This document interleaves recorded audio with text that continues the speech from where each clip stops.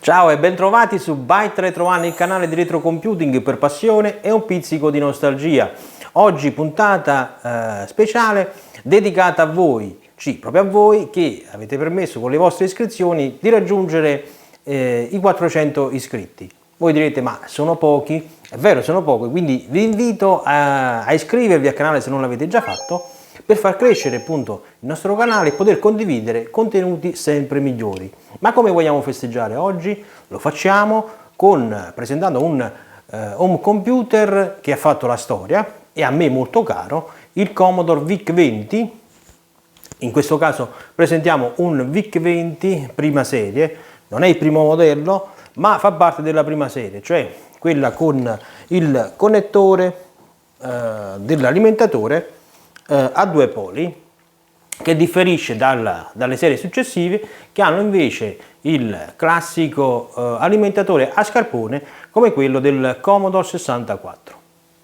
In questa puntata andremo a vedere da più vicino il Commodore VIC-20 prima serie, sia dal punto di vista estetico e poi lo apriremo e vedremo anche come è fatta la scheda madre interna. Dopodiché faremo un breve excursus storico sulla genesi del Commodore VIC-20 e poi andremo a provarlo utilizzando due cartucce, due giochi.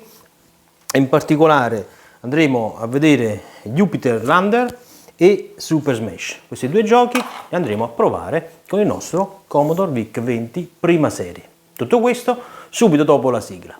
A tra poco.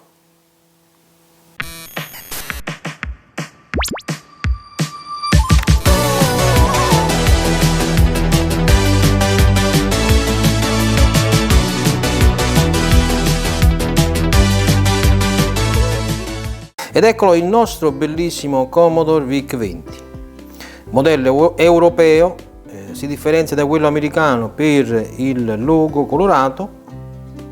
La tastiera invece è una tastiera abbastanza comune, con i tasti color cammello.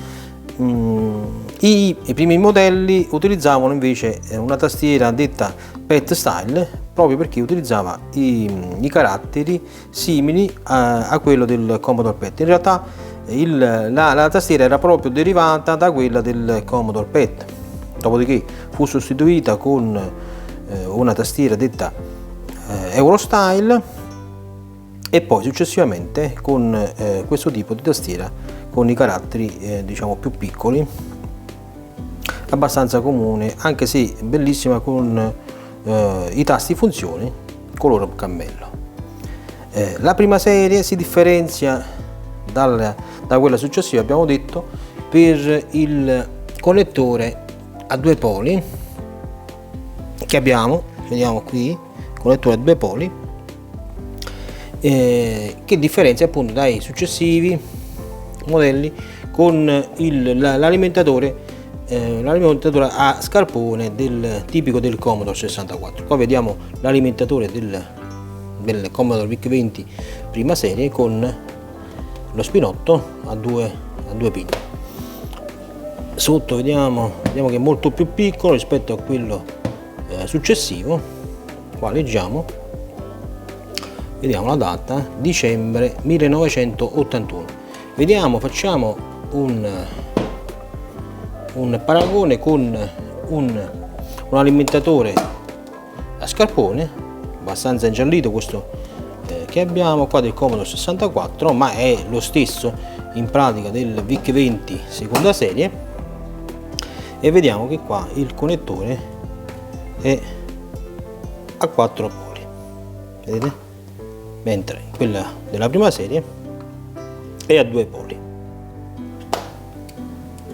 Chi come me è nato negli anni 70 e cresciuto nei primi anni 80 ha sicuramente avuto modo di conoscere questo home computer, che fu presentato nel 1981 ed è stato il primo home computer a superare il 1.000.000 di pezzi prodotti e venduti in tutto il mondo. Molti hanno iniziato proprio con questo home computer a programmare in BASIC e quindi ad avviare la propria diciamo, esperienza nel campo dell'informatica. Ad essere sincero, io lo utilizzavo principalmente per giocarci e smanettavo con diciamo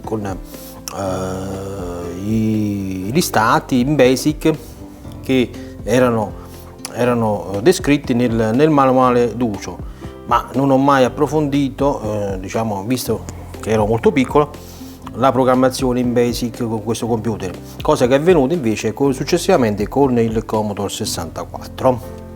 Della storia del Commodore VIC-20 ne parleremo più avanti nel video, mentre adesso ci concentreremo nello scoprire, diciamo, le caratteristiche esterne ed interne di questo modello che abbiamo a disposizione.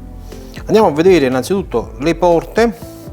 In questa vista laterale possiamo notare innanzitutto la control port, cioè la porta joystick, e qui vediamo il pulsante di accensione e di spegnimento on off, e qui invece la presa per il connettore a 2 poli che, come possiamo leggere, è a 9 volt in corrente alternata. Vediamo invece adesso la vista posteriore. Notiamo che non ci sono le scritte per indicare le varie porte in questo modello, come invece avviene per i modelli successivi, dove per ciascuna porta troviamo sulla scocca incisa la dicitura, appunto, che indica il tipo di porta. Comunque abbiamo qui la porta di espansione, detta così appunto perché è possibile inserire una cartuccia di espansione della memoria RAM oppure una cartuccia giochi come questa. Poi abbiamo la porta per l'uscita audio video a 5 pin, dove è possibile inserire appunto il modulatore per RF per collegare il computer a un televisore. Qua abbiamo il connettore e qua invece abbiamo lo spinotto per la presa dell'antenna sul televisore. Oppure è possibile utilizzare la porta audio video appunto per diciamo, connettere il computer attraverso ad un monitor o ad un televisore moderno attraverso appunto un cavo audio video come questo.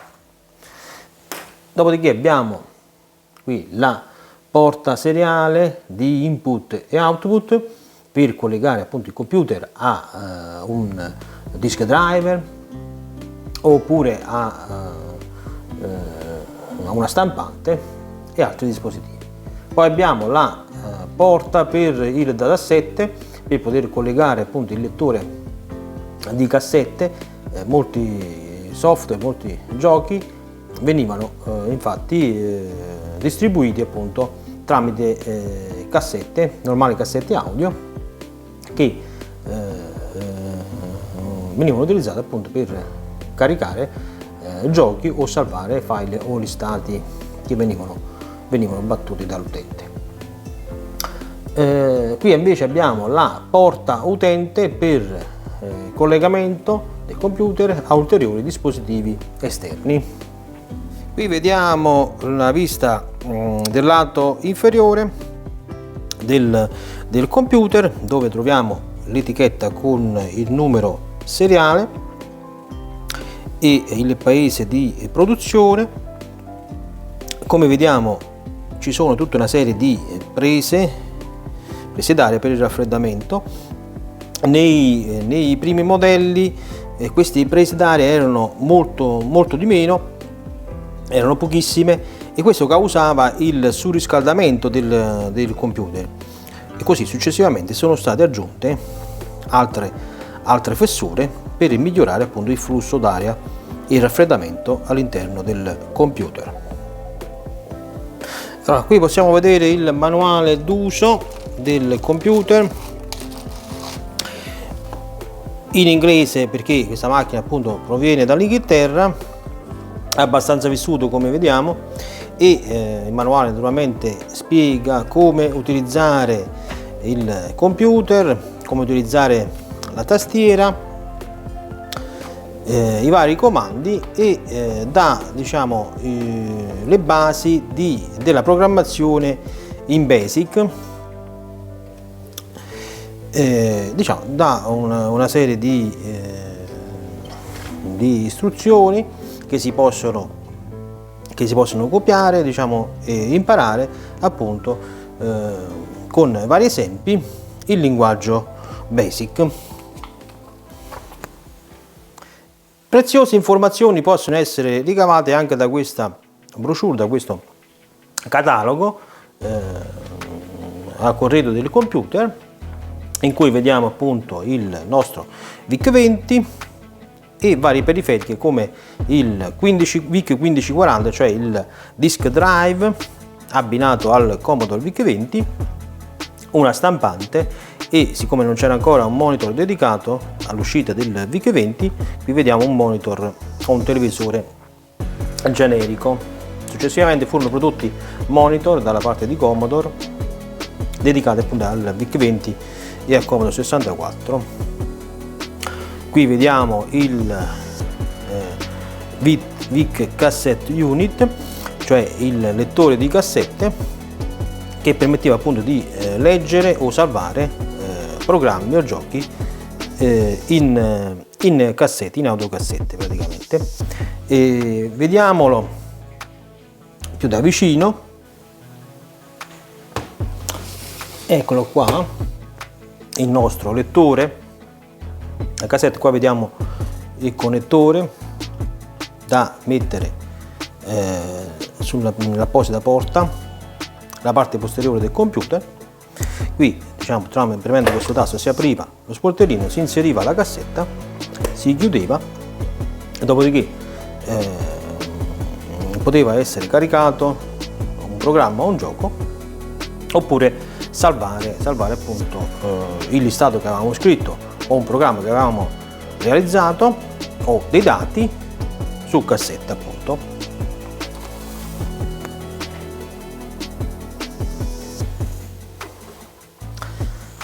Andiamo avanti. Vediamo altri diciamo, dispositivi che erano realizzati per il VIC-20. Qui vediamo la stampante, un terminale RS232C da connettere appunto nella cassetta cartuccia, nella porta di espansione, cioè porta delle cartucce, e poi abbiamo appunto le memorie di espansione che potevano essere di 3K o di 8K o 16K per espandere appunto, per incrementare la memoria RAM, che nel VIC-20 è abbastanza misera, diciamo poca, quindi per utilizzare dei programmi più sofisticati oppure per caricare dei dati più importanti c'era bisogno di utilizzare diciamo, delle cartucce di espansione. Andiamo a vedere pure queste cartucce, scusate, di espansione come erano fatte. Come abbiamo visto, le cartucce di espansione possono essere di 3, 8 o 16 kilobyte. Vediamo la cartuccia da 16, apriamola. Qua c'era il fogliettino con il nome VIC 1111 con 16 RAM di espansione. Qua c'è la spiegazione di come inserire, naturalmente a macchina spenta va inserita la cartuccia e poi va acceso il computer. Allora, vediamo, cerchiamo di non rovinare la scatola. Ed eccola qua, questa è la cartuccia di espansione da 16 KB. Va inserita appunto nella porta di espansione o porta cartucce. Abbiamo poi l'altra cartuccia da 3 KB che esterna, diciamo, esternamente è uguale. Quello che cambia naturalmente è la capacità interna, quindi questa è da 3 KB, questa è da 16 KB, ma ce n'era anche una da 8 KB. Andiamo avanti, vediamo anche un'espansione chiamata VIC 1010 che andava collegato alla porta di espansione, la porta cartucce, che permetteva di poter inserire più cartucce. Dopodiché abbiamo i controller joystick, quindi questo qua è il controller originale del VIC-20, e i paddle. Andiamo a vedere anche questi da vicino. Allora, partiamo dal joystick, ed eccolo il modello originale che fu prodotto appunto con il VIC-20. Come come qualcuno ha potuto già notare, è del tutto identico al joystick per diciamo, la console Atari. Infatti la Commodore non fece altro che copiare spudoratamente il joystick dell'Atari. Infatti l'Atari poi fece causa alla Commodore, che fu costretta a interrompere la produzione di questo monitor e a sostituirlo con un altro simile, più piccolino, ma del tutto simile al precedente, dove vediamo che invece di essere quadrato è rettangolare, il pulsante non è più spostato sulla sinistra ma è al centro, mentre l'asticella invece di essere a sezione esagonale diventa a sezione triangolare. Dal punto di vista funzionale e meccanico sono identici, cioè fanno schifo entrambi. Dal punto di vista collezionistico, naturalmente questo, essendo più raro, è sicuramente più appetibile, più richiesto, più ricercato dai collezionisti appunto, e quindi ha un valore sicuramente maggiore rispetto al suo successore. Come controller poi abbiamo la possibilità di utilizzare anche dei paddle per i giochi a movimento, diciamo, su una singola direzione, come può essere per esempio Super Smash, che praticamente è un giochino funziona con un cursore che si muove a destra e a sinistra, e quindi che si adatta bene all'utilizzo dei paddle. Eccoli qua. Anche questi sono tutti simili, quindi copiati da quelli Atari. Cambia naturalmente il colore, quelli da Atari sono tutto un colore nero, questi invece sono bicolore, bianco e nero, con il tasto rosso.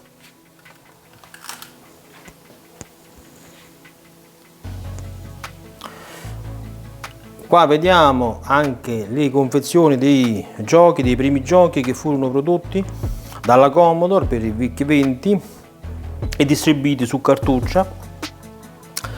Noi ne vedremo in questo video due in particolare. Qui lo chiama Super Lander, ma è anche conosciuto come Jupiter Lander, e un altro gioco che andremo a vedere è Super Smash,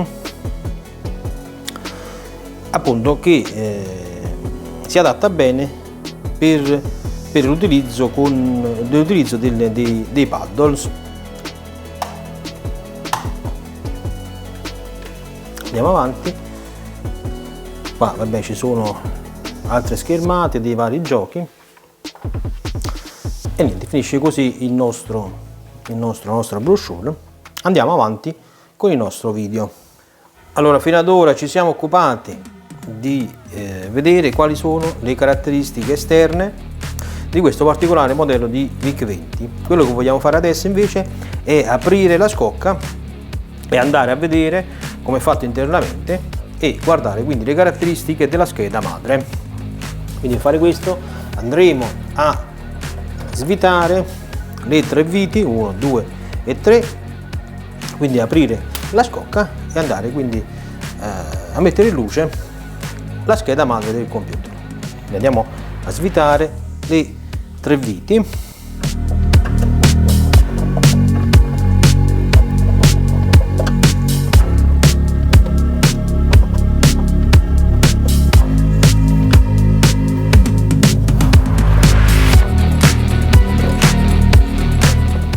Andiamo adesso ad aprire delicatamente la parte superiore. Quello che dobbiamo fare è staccare il cavetto del LED,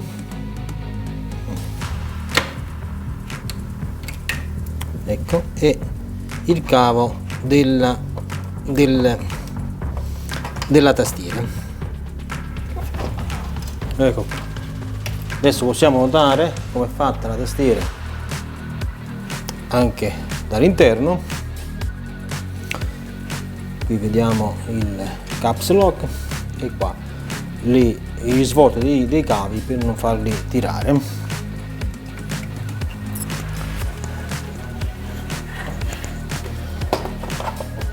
Togliamo il cartoncino e vediamo come è fatto internamente il nostro VIC-20. Questa scheda madre in particolare è la versione KU14IT94HB del 1981. Allora, andiamo a vedere i chip della scheda madre. In particolare abbiamo il chip VIC, andiamo a vedere il chip VIC, questo qua, il MOS 6561, che è il chip intorno al quale è stato progettato e realizzato questo computer. Il VIC, cioè il MOS 6561, si occupa della gestione video e audio del computer.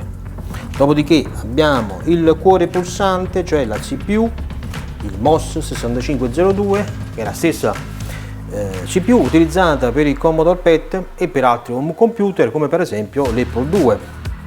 Qui abbiamo le 2 ROM, in particolare questa è la ROM del BASIC, questo invece è il kernel, che sarebbe poi il sistema operativo, no, della macchina. E questo chip è quello che spesso si guasta, quindi se abbiamo uno schermo nero il primo imputato è sicuramente il chip della ROM del kernel. Questa invece è la ROM dei caratteri, per la generazione dei caratteri. Qui abbiamo invece in questa area il banco della memoria RAM. Qui abbiamo i 2 via, i chip MOS 6522, che si occupano della gestione input-output, quindi della gestione del joystick, per esempio della tastiera e altro. Qua invece abbiamo il circuito di generazione del reset all'accensione del computer.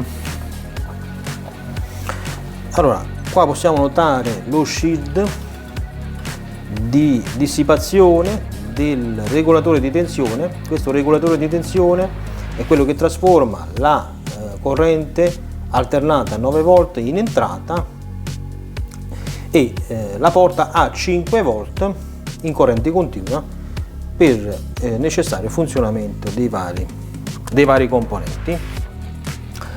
Come vediamo, esso è separato dal shield di raffreddamento ulteriore che sta sopra la porta cartucce.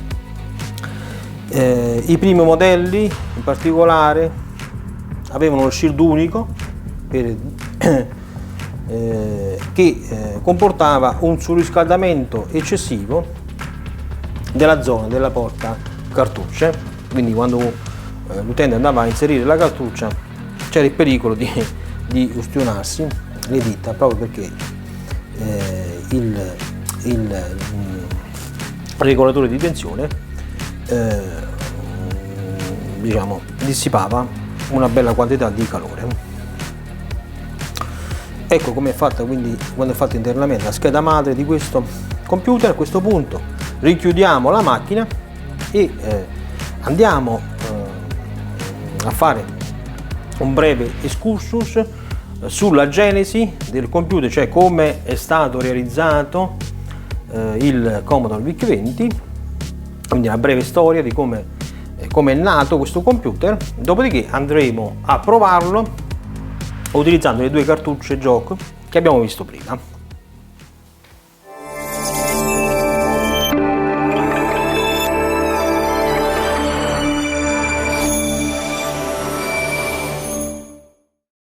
Nel 1977 un giovane ingegnere, Albert Charpentier della MOS Technology, azienda allora controllata dalla Commodore, realizza un nuovo chip video, il MOS 6560.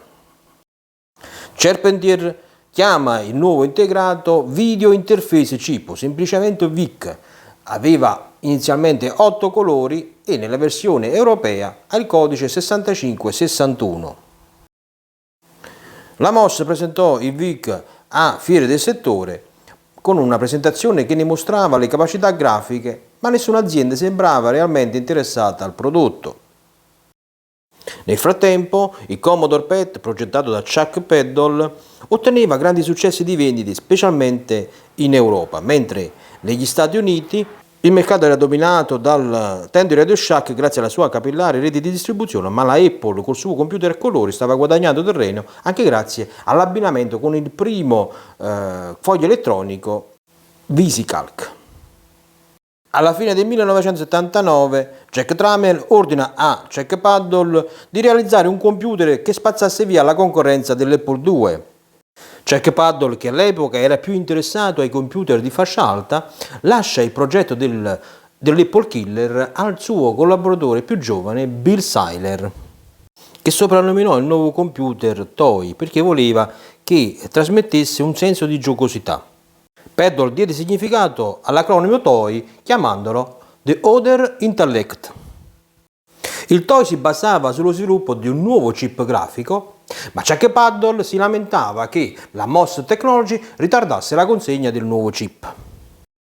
Stanco di ritardi accumulati sul Toy, Jack Tramiel chiede ai suoi ingegneri di sviluppare un computer a colori da presentare all'imminente mostra del Computer Electronics Show di gennaio 1981. È così che viene alla luce il progetto del Color PET, che venne presentato al CES e ottiene un discreto successo, ma non verrà mai commercializzato. Però Jack Tramiel capisce che se i suoi ingegneri erano riusciti a ricreare un computer a colori, si chiedeva perché Chuck Peddle non ci riuscisse. Il 1 aprile del 1980 si tiene a Londra un importante incontro tra i vertici della Commodore. Chuck Peddle espone l'idea sui nuovi computer di fascia alta che intende realizzare e porta con sé il prototipo del computer Toy che stava sviluppando nei laboratori di Moore Park. Jack Tramiel ribadiva con forza la sua idea di computer di fascia bassa che potesse contrastare la concorrenza come la Sinclair con il suo ZX80 e lo faceva coniando la famosa frase «Voglio un computer per le masse, non per le classi». Il giorno dopo ci fu una sorta di ammutinamento da parte di Chuck Peddle che cercò di convincere tutti i manager di Commodore della bontà della sua idea contro quella di Jack Tramiel. Presa la parola, Jack Tramiel mise fine una volta per tutte alle polemiche, sbattendo il palmo della mano sul tavolo ed esclamando la frase «I giapponesi stanno arrivando, diventeremo i giapponesi». Al suo ritorno a Moore Park, Chuck Peddle cerca di riporre rimedio sviluppando un nuovo computer basato sul VIC chip da esporre all'imminente Computer Electronics Show. Avendo a disposizione un solo mese, Bill Saylor utilizza come base di partenza una scheda madre del Commodore PET, a cui toglie la sezione video e la inserisce all'interno di una vecchia calcolatrice e copre il display con un adesivo Commodore. Bill Saylor chiamò questo progetto abuso d'ufficio perché lo realizzava nel suo tempo libero. Nel frattempo anche il giovane ingegnere Robert Young lavora da casa al suo prototipo di computer basato sul chip VIC e lo chiama MicroPET. Il MicroPET viene presentato all'attenzione di Jack Tramiel, che ne è entusiasta e chiede che venga realizzato un computer funzionante entro la fine dell'anno. Nel giugno del 1980 entrambi i prototipi vengono presentati al Consumer Electronics Show tenutosi a Chicago. L'abuso d'ufficio di Bill Saylor era quasi completo, però non aveva nessuna applicazione che ne mostrasse le capacità grafiche e sonore. Il MicroPET, anche essendo meno definito e in assenza di BASIC, venne presentato con un'applicazione che ne enfatizzava le caratteristiche su un monitor a colori. Dopo la mostra di Chicago, Jack Tramiel assegna a Tom Hong, un ingegnere che aveva lavorato prima in Apple, il compito di avere un computer pronto per la produzione entro la fine dell'anno. Tom Hong sceglie il MicroPET come prototipo da sviluppare e chiede a Bob Russell di completare il progetto. Russell sceglie il nome in codice Vixen per il nuovo progetto.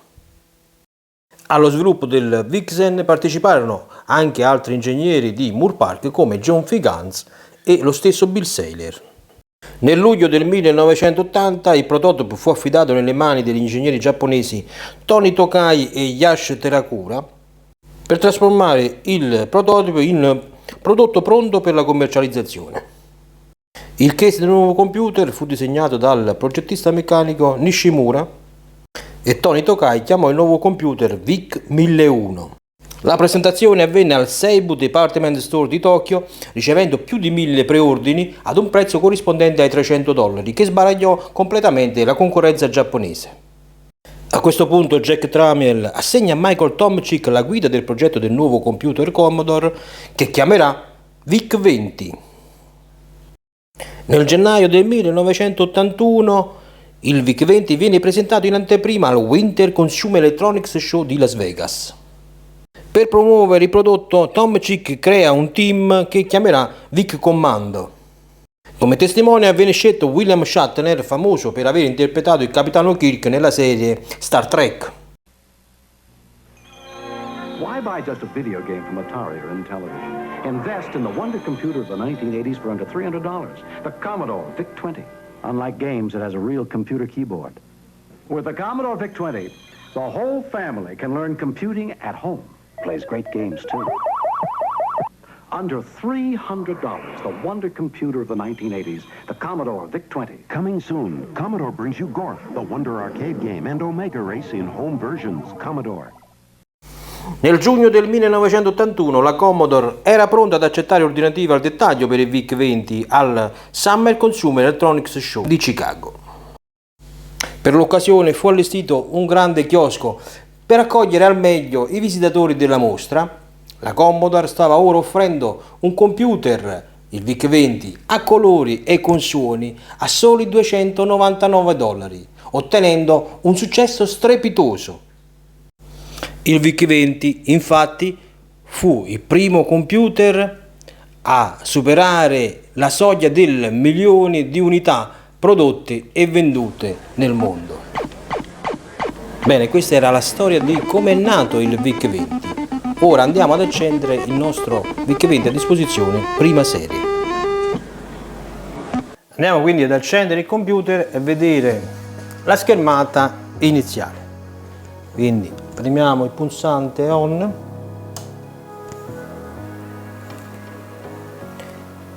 e vediamo, ecco la schermata iniziale del computer del VIC-20. Possiamo leggere la versione del BASIC, che è la versione 2, la memoria RAM, la quantità di memoria RAM, 3 KB liberi praticamente, e poi il cursore lampeggiante in cui ci indica che la macchina è pronta per dare i comandi.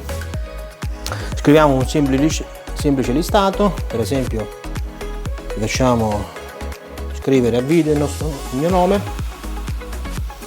Allora, quindi scriviamo un piccolo listato, 10,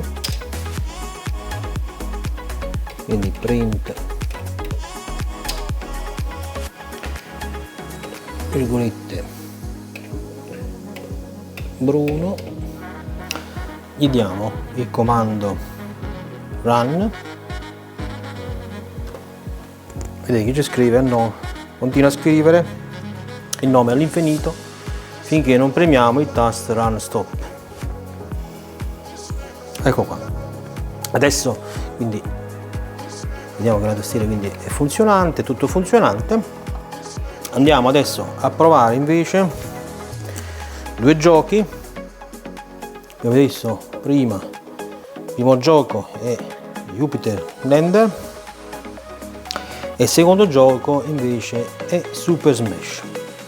Il primo, Jupiter Lander, non ha bisogno di joystick per essere giocato, basta, anzi va giocato con la tastiera, mentre il secondo ha bisogno dei joypad, dei paddles. Quindi andiamo innanzitutto a spegnere la macchina, perché ogni volta che inseriamo la cartuccia va spento il computer. Quindi a macchina spenta inseriamo la cartuccia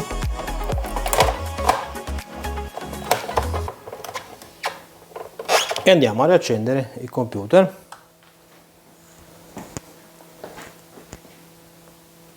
A questo punto, come vediamo, appare la schermata del gioco. Per spostare e aggiustare la schermata video bisogna spostarsi con i cursori, con i tasti cursore. Sembra che così possa andare. Quindi iniziamo il gioco. Qui ci dice come giocare con F1, F3, F5. Il tasto AD per spostamenti, a destra e a sinistra invece F1, F3 e F3 sono gli attuatori diciamo in verticale. Quindi facciamo una cosa, spegniamo la luce per avere una visuale migliore, proviamo a vedere così.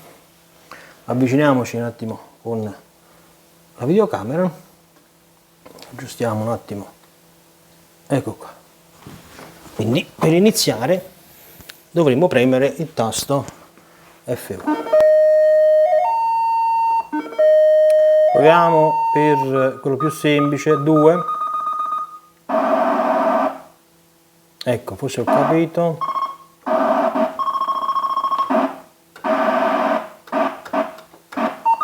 E ce l'abbiamo fatta. Ok, niente, riproviamo.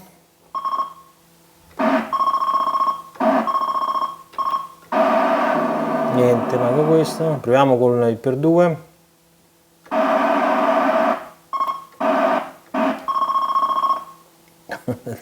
Troppo in alto. Riproviamo. Cerchiamo di rallentare.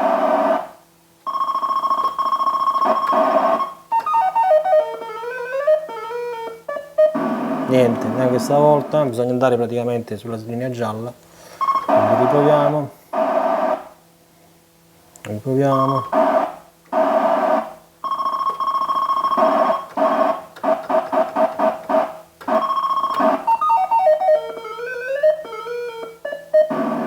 Ah no, manco stavolta ce l'abbiamo fatta. Riproviamo ancora una volta. Niente. Ce la dobbiamo fare per forza. Riproviamo.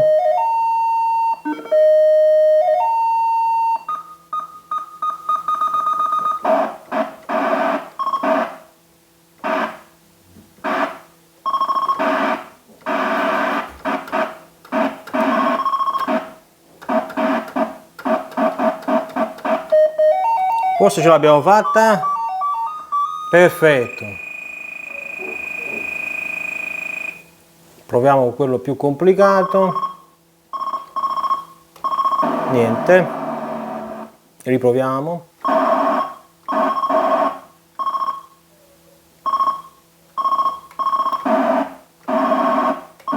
Niente da fare. Vabbè, uno l'abbiamo fatto, dai. Proviamo ancora. Niente, 0.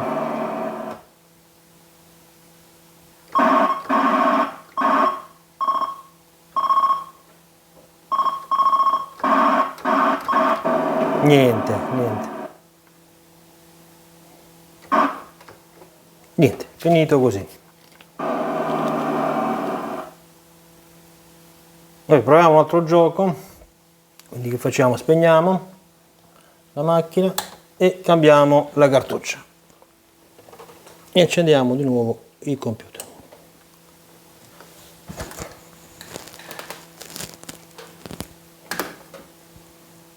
In questo caso dobbiamo aggiustare un attimo la visuale.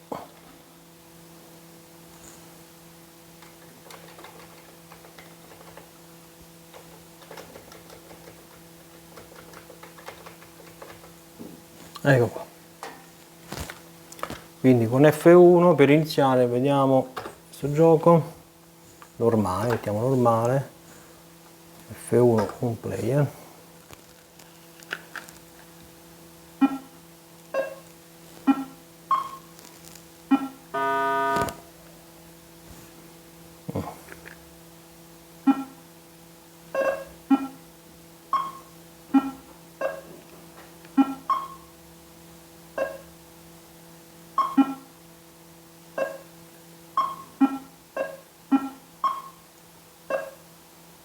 Classico breakout praticamente, gioco semplice ma molto divertente,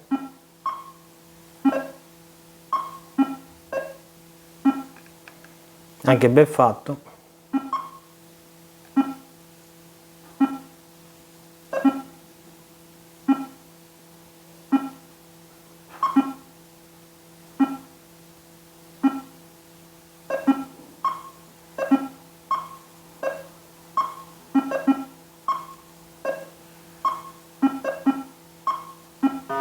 Ah, peccato. Riproviamo.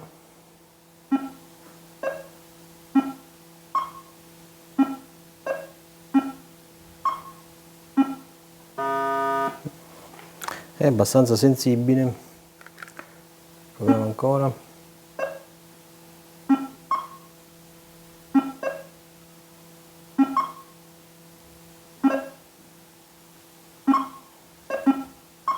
Vedete che man mano che va avanti la velocità della pallina aumenta.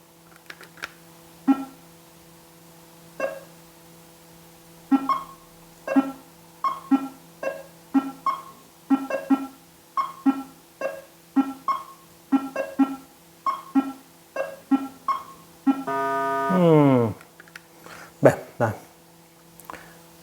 Riproviamo ancora una volta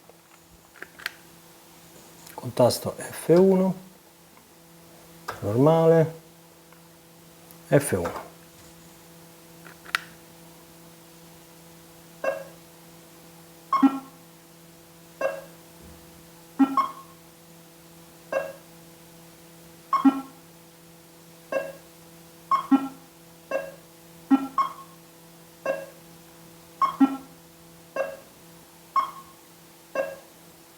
Fin quando colpiamo i tasti rossi la pallina è abbastanza lenta, man mano che si colpiscono i tasselli invece più in alto la velocità della pallina incrementa.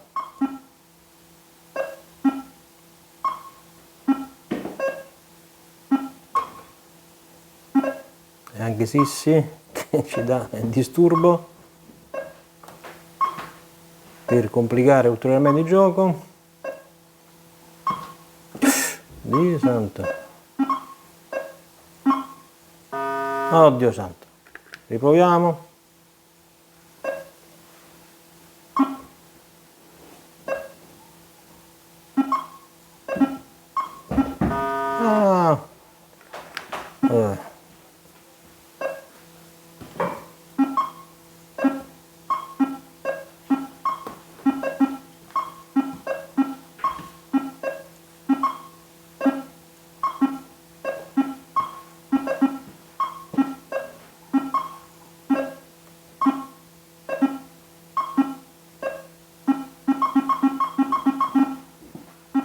Ah, mamma mia.